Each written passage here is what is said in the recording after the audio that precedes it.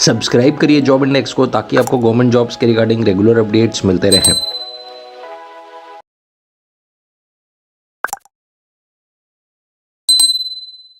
इस वीडियो में मैं डिस्कस करूंगा हाउस रेंट अलाउंस एचआरए का आपको कितना पैसा मिलेगा, चाहे आप आर्मी नेवी एयरफोर्स में हो, चाहे आप सेंट्रल आर्म पुलिस फोर्स में हो जैसे कि सीआरपीएफ या सीआईएसएफ या एसएसबी या आईटीबीपी या बीएसएफ, असम राइफल, या आप कोस्ट गार्ड, या आप कोई भी ऐसी सेंट्रल गवर्नमेंट ऑर्गेनाइजेशन में हो, एसएससी की ऑर्गेनाइजेशन में हो, यूपीएससी में हो, इन सब का सेंट्रल गवर्नमेंट के अगर आप एम्प्लॉय हो तो आपकी जो हाउस रेंट अलाउंस है वो फिक्स है और वो आपको कितनी मिलेगी वो मैं इस जगह बताऊंगा। तो अगर आप एक्स क्लास सिटी में काम कर रहे हो, मान लो आपकी नौकरी लगी है दिल्ली में, या आपकी नौकरी मुंबई में लगी है, या आपकी नौकरी चेन्नई में लगी है, अगर आप ऐसी हाईफाई सिटीज़ में, मेट्रो सिटीज़ में काम कर रहे हो तो आपको रहने के लिए जो घर मिलेगा वो ज़्यादा अमाउंट का मिलेगा। तो उसी लिए वहाँ पर आपकी जितनी सैलरी होगी, जितनी आपकी बेसिक पे होगी, बेसिक पे क्या होती है, जो मिनिमम पे बेसिक आपको सरकार देती है। जब आप नए नए फौज में भर्ती होते हो तो 21,700 की यह बेसिक पे होती है, लेवल 3 में आपको रखा जाता है, लेवल 3। अब आप गवर्नमेंट के कोई और एम्प्लॉय हो, एसएससी जीडी में हो, एसएससी सीजीएल करके गए हो, या आप ऑफिसर हो तो आपकी बेसिक पे डिफाइंड है। चाहे ऑफिसर में अगर आप जा रहे हो तो 56,100 आपकी बेसिक पे है। तो इन सब बेसिक पे का जो ये बेसिक पे आपकी होगी उसका 24% आपको मिलेगा अगर आप एक्स क्लास ऑफ सिटी में पोस्टेड हो। तो आई होप आप समझे होगे कि अगर आपकी बेसिक पे 21,700 है और आप कोच्चि में काम कर रहे हो तो आपको वहाँ पे हाउस रेंट अलाउंस का कितना पैसा मिलेगा, 24% बेसिक पे मिलेगा, प्रोवाइडेड आपको कोई गवर्नमेंट अकोमोडेशन नहीं मिला है। एचआरए कब मिलता है? एचआरए तब मिलता है जब आपको सरकार की तरफ से या आपकी ऑर्गेनाइजेशन की तरफ से घर नहीं मिल पा रहा है।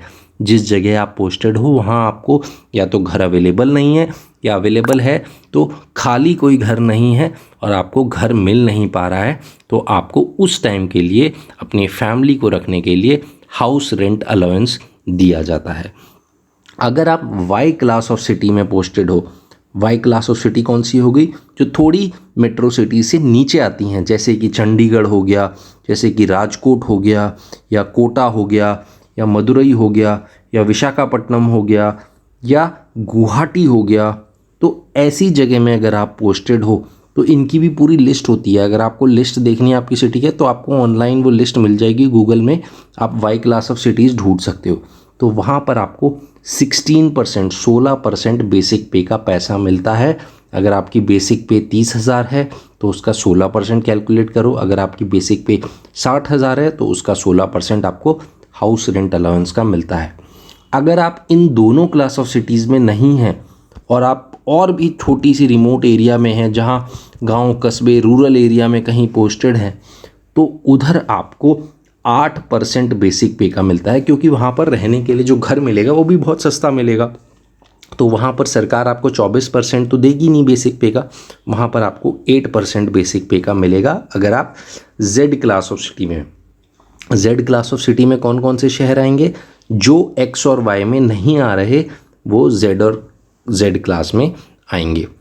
अब कई केसेस में ऐसा होता है कि जो नए नए भर्ती होते हैं कैंडिडेट्स, जो नए नए जाते हैं, इनिशियल में स्टार्टिंग के दिनों में उनको 1,800 रुपये का बेसिक पे मिलता है। 1,800 रुपये का बेसिक पे उनको मिलता है, क्योंकि जो नए नए जा रहे होते हैं उनको स्टार्टिंग का मिनिमम जो बेसिक पे मिलेगा, कहीं पे भी आप अगर कहीं पे भी पोस्टेड हो, आपकी ट्रेनिंग बेकार से बेकार शहर में कहीं ट्रेनिंग हो रही है, आपकी एकेडमी जो बनी हुई है वो कहीं चिल्का में बनाई हुई है, या आपकी एकेडमी देहरादून में है, या कहीं पे भी आपकी एकेडमी है बेकार से बेकार, जहाँ आपको बाहर नहीं जाना, कुछ नहीं करना, आपको 1,800 रुपये देती है स्टार्टिंग में। ये सरकार ने डिसाइड करा है कि अगर आपका बेसिक पे 18,000 से भी नीचे है और आप सेंट्रल गवर्नमेंट एम्प्लॉई हो तो उस केस में भी आप अगर बहुत महंगी सिटी में रह रहे हो तो आपको 5400 मिलेगा। अगर आप बीच वाली में रह रहे हो वाई क्लास ऑफ टाइप में तो आपको 3600 मिलेगा।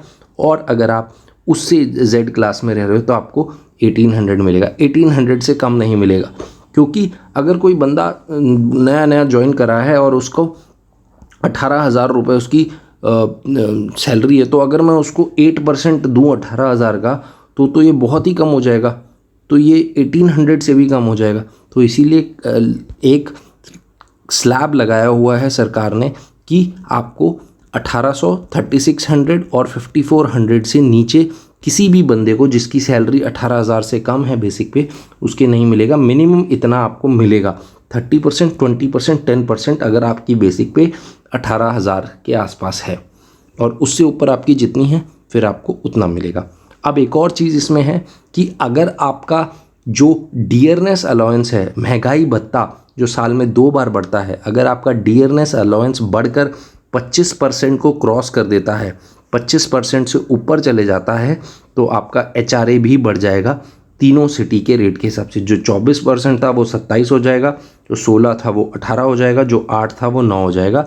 अगर आपका डियरनेस अलाउंस, सरकार जो आपको महंगाई भत्ता दे रही है, एट दिस टाइम जो मैं अभी वीडियो बना रहा हूँ, इस समय डियरनेस अलाउंस 31% है, 31%, तो 25% के ऊपर है। तो जिन जिन लोगों को अभी तक HRA 24% मिल रहा था उनको 27% मिल रहा है, जिनको 16% मिल रहा था उनको 18% मिल रहा है।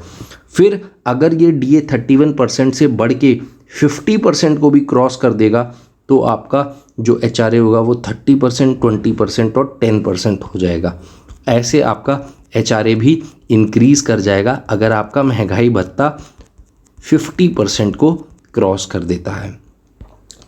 30, 20, 10% हो जाएगा अगर आपका HRA, अगर आपका DA 50% को क्रॉस कर देता है। तो आई होप यह वीडियो आपको अच्छी लगी होगी। वीडियो अच्छी लगी तो वीडियो को लाइक करना, चैनल पे पहली बार आए हो तो चैनल को सब्सक्राइब करना।